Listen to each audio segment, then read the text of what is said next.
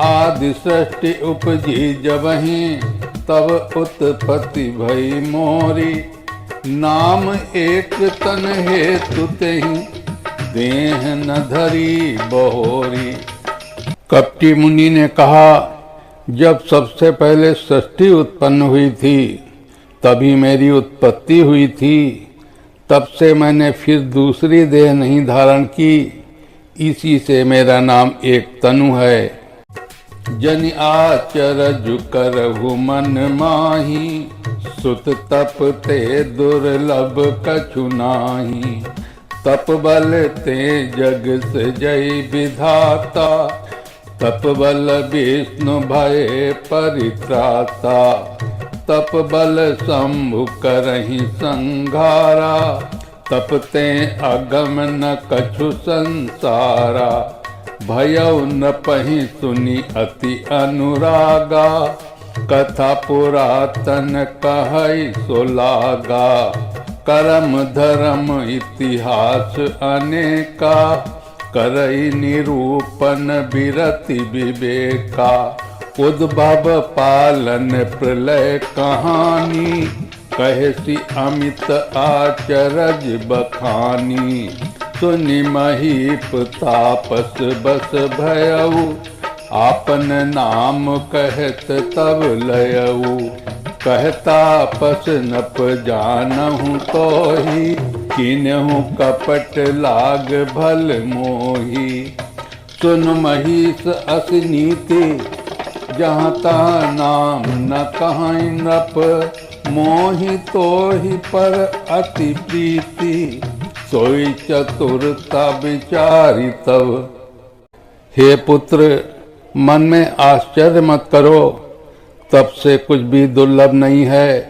तप के बल से ब्रह्मा जगत को रचते हैं, तप के ही बल से विष्णु संसार का पालन करने वाले बने हैं। तप ही के बल से रुद्र संहार करते हैं। संसार में कोई ऐसी वस्तु नहीं जो तप से न मिल सके। ये सुनकर राजा को बड़ा अनुराग हुआ। तब वो तपस्वी पुरानी कथाएं कहने लगा।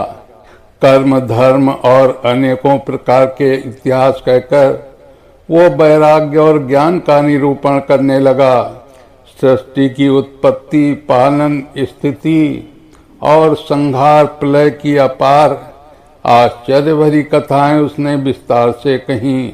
राजा सुनकर उस तपस्वी के बस में हो गया और जब वो उसे अपना नाम बताने लगा, तपस्वी ने कहा, राजन, मैं तुमको जानता हूँ, तुमने कपट किया, ये मुझे अच्छा लगा। हे राजन सुनो, ऐसी नीति है कि राजा लोग जहाँ तहाँ अपना नाम नहीं कहते। तुम्हारी वही चतुराई समझकर तुम पर मेरा बड़ा प्रेम हो गया है। नाम तुम्हार प्रताप दिनेशा, सत्य के तु तव पिता नरेशा। गुरु प्रसाद सब जान्यु राजा, कहु न आपन जानी अकाजा। देखि तात तब सहज सुधाई, प्रीति प्रतीति नीति निपुनाई। उपज परी ममता मन मोरे, कहूँ कथा निज पूछे तोरे। अब प्रसन्न मैं संशय नाही, मांगु जो भूप भाव मन माही। सुनि सुबचन भूपति हर्षाना, गहि पद विनय कीन्हि विधि नाना। कृपा सिंधु मुनि दर्शन तोरे, चारि पदारथ कल तर मोरे।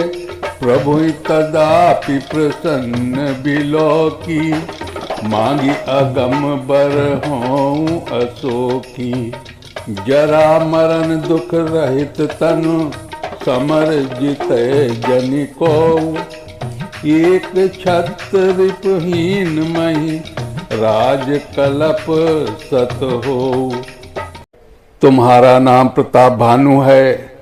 महाराज सत्यकेतु तुम्हारे पिता थे। हे राजन, गुरु की कृपा से मैं सब जानता हूँ। पर अपनी हानि समझकर कहता नहीं।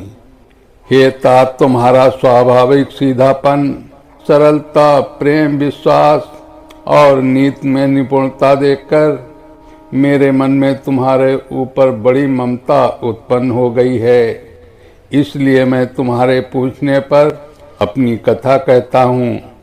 अब मैं प्रसन्न हूँ, इसमें संदेह न करना। हे राजन, जो मन को भाए वही मांग लो। सुंदर प्रिय वचन सुनकर राजा हर्षित हो गया और मुनि के पैर पकड़कर उसने बहुत प्रकार से विनती की। हे दया सागर मुनि, आपके दर्शन से ही चारों पदार्थ अर्थ, धर्म, काम और मोक्ष मेरी मुट्ठी में आ गए। तो भी स्वामी को प्रसन्न देखकर मैं यह दुर्लभ वर मांगकर क्यों न शोक रहित हो जाऊं।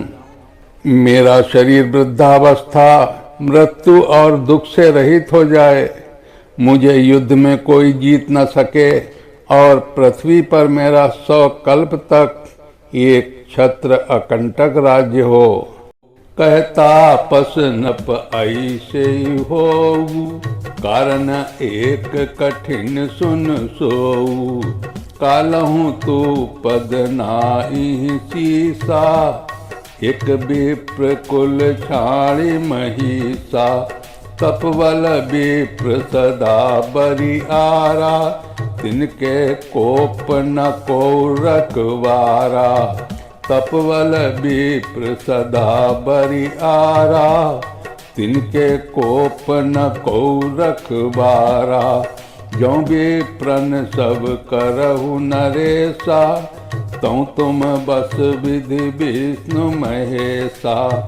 चल न ब्रह्म कुल सन बरियाई, सत्य कहाऊँ दो भुजा उठाई।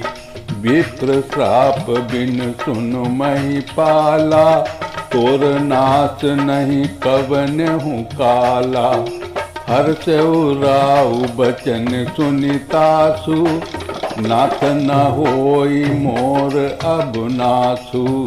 तब प्रसाद प्रभु कृपा निधाना, मोकहूँ सर्व काल कल्याणा।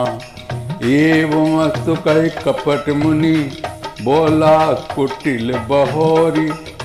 मिलब हमार भुलाव निज, कहु त हमई न खोरी।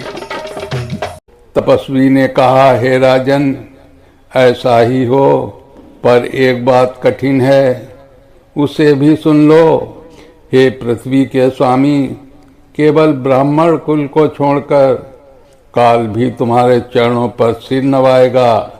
तब केवल से ब्राह्मण सदा बलवान रहते हैं, उनके क्रोध से रक्षा करने वाला कोई नहीं है।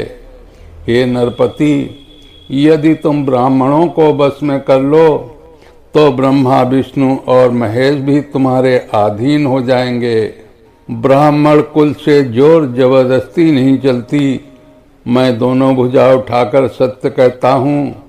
हे राजन सुनो, ब्राह्मणों के शाप बिना तुम्हारा नाश किसी काल में नहीं होगा।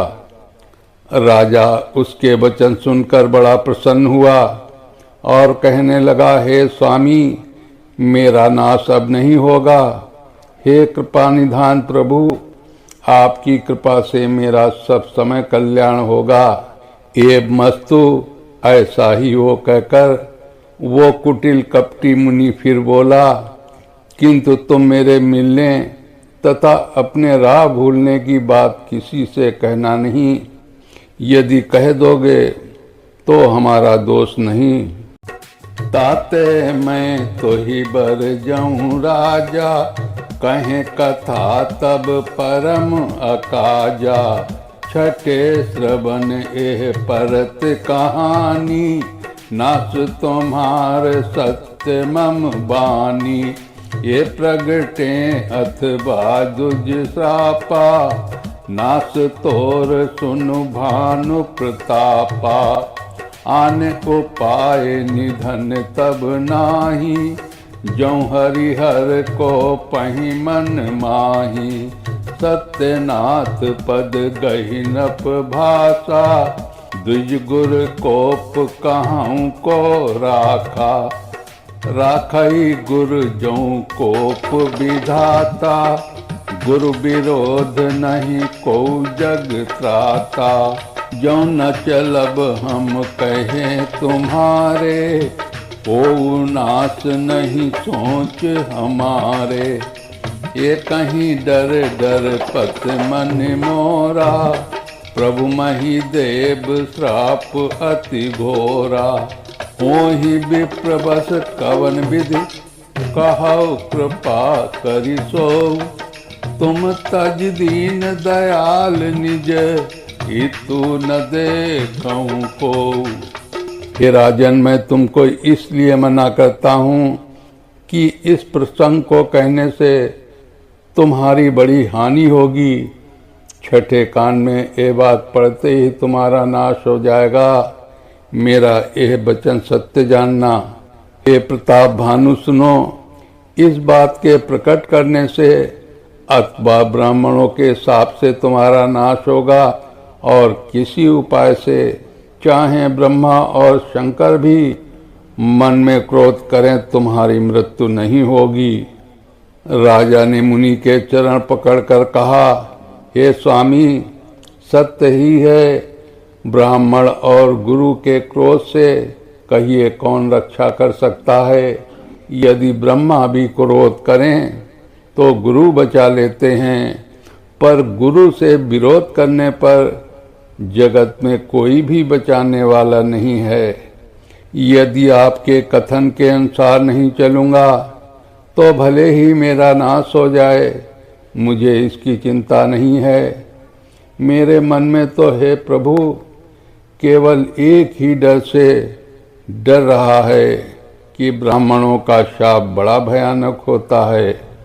वे ब्राह्मण किस प्रकार से बस में हो सकते हैं, कृपा करके ये भी बताइए।